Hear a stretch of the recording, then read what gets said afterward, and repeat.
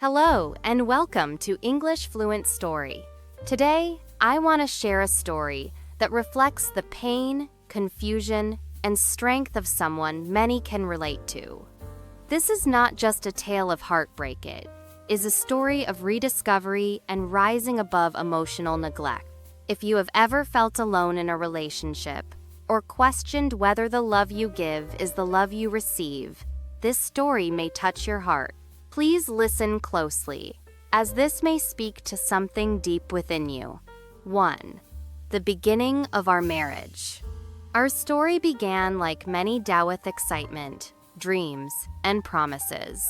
I remember our wedding day so clearly. The way he looked at me, the way he held my hand so tightly, and the words he whispered that made me believe we were soulmates. Everything felt right. We were not just in love. We were partners, best friends, and companions for life, so I believed. In the early days, he would send me messages during work, surprise me with little gifts, and plan weekend dates. I believed that we were building something unbreakable. I felt safe. I felt seen. I truly believed that this was the forever love everyone talks about. But slowly, things began to shift. The texts stopped. The conversations grew shorter. The gestures faded. I told myself it was just stress or temporary distance. I convinced myself that love was still there, only quieter. I did not want to believe that something was wrong. I kept telling myself this was just a phase. I reminded myself of the man I fell in love with and believed he would come back to me emotionally. But the days turned into weeks, and the silence only grew louder. I was hopeful, but also quietly breaking. 2. The first signs of distance. It was small things at first: missed calls, forgotten plans, or a lack of enthusiasm when we talked. He stopped noticing my new haircut or how I was feeling. We still lived under the same roof, but emotionally, it felt like he was moving further away each day. I would ask him how his day was, and he would give one-word answers. Sometimes I would talk about something that excited me: a book, a goal, an idea, and he would barely look up from his phone. The warmth was gone, and I began to wonder, did I do something wrong? Was I not enough anymore? I carried the weight of blame silently, hoping things would return to how they were. The loneliness began to grow. I felt like a ghost in my own home. I would lie awake at night next to someone who barely looked at me. I smiled through dinners and laughed when I needed to cry. I missed the man I married. But more than that, I missed feeling loved. It hurt most during the quiet moments, the spaces between the words, the glances that never happened. I started to disappear within myself. Even the reflection in the mirror began to look unfamiliar. I wondered where I went. 3. The pain of being unseen. One of the deepest pains is not being alone. It is being with someone and still feeling invisible. I tried to fix things. I read relationship books, cooked his favorite meals, and asked if we could spend more time together. But nothing changed. He grew colder. He said he was tired. He said he was busy, but he was not too tired for others. He laughed with friends, smiled at strangers, and scrolled endlessly through social media. It hurt. It felt like I was competing for his attention and always losing. I began to question my worth. I cried in secret, never letting him see my tears. I still wanted to believe he loved me, that maybe he was just overwhelmed or lost in his own world. But how long do you keep hoping for something that keeps breaking you? I felt like I was fading. I began to withdraw too. I stopped sharing my thoughts and feelings. I learned to live in silence, to shrink my presence. But deep inside, my heart was still screaming to be noticed. I waited for a sign, but it never came. 4. Moments that broke me.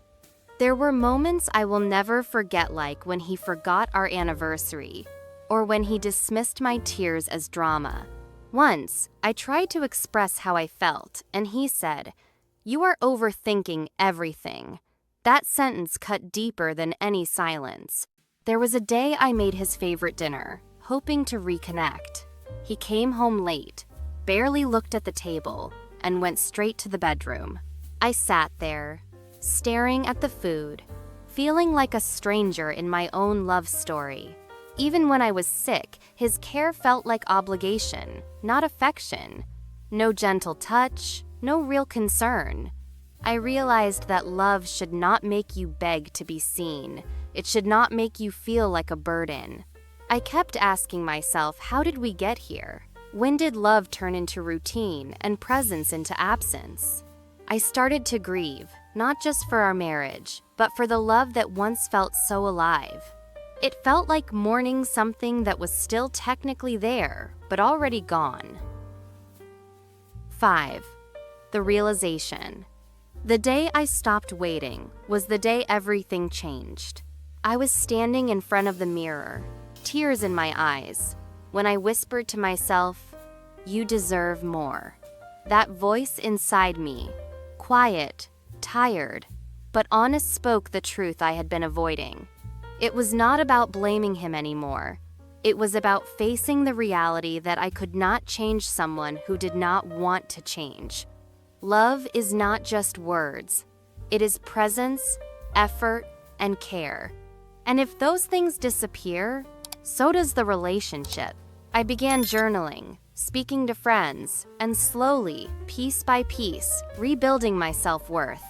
I realized I had been pouring from an empty cup. It was time to fill my own. There was a shift inside me, a silent revolution.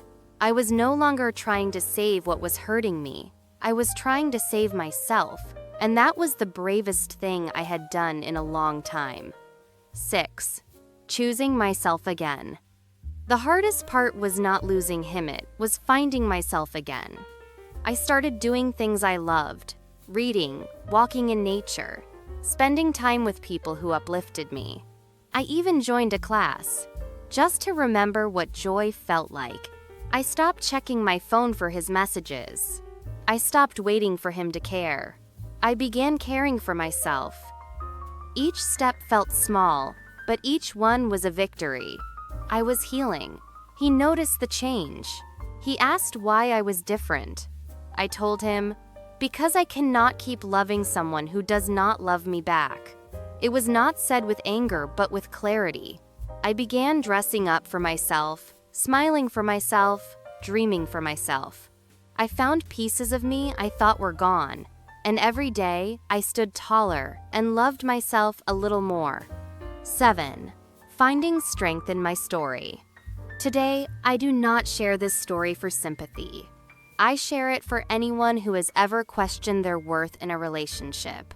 Love should not hurt more than it heals. And staying in silence is not strength, it is survival. If you feel unseen, unloved, or broken, know that you are not alone. Your pain is valid, your feelings are real, and your healing is possible. You do not have to stay where you are not cherished. This is not the end of my story. It is the beginning of my freedom, my truth, and my rediscovery. And if you are listening today, maybe it can be the beginning of yours too. Speak your truth. Walk your path. You are not broken, you are becoming. You are rising. And you are enough, just as you are. Conclusion. A message to every silent heart. Thank you for being here. Thank you for listening. If this story touched something inside you, let it be a reminder. You matter. Your voice matters. Your happiness matters. Never settle for a love that makes you feel small. You deserve presence, kindness, and connection.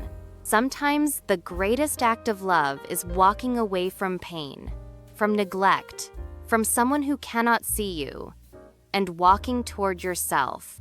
To everyone silently enduring emotional pain, you are stronger than you know. Let this be your call to healing, to self-respect, and to hope. Please like, comment, and subscribe to English Fluent Story. If you know someone who needs to hear this message, share it. Let us grow stronger, together.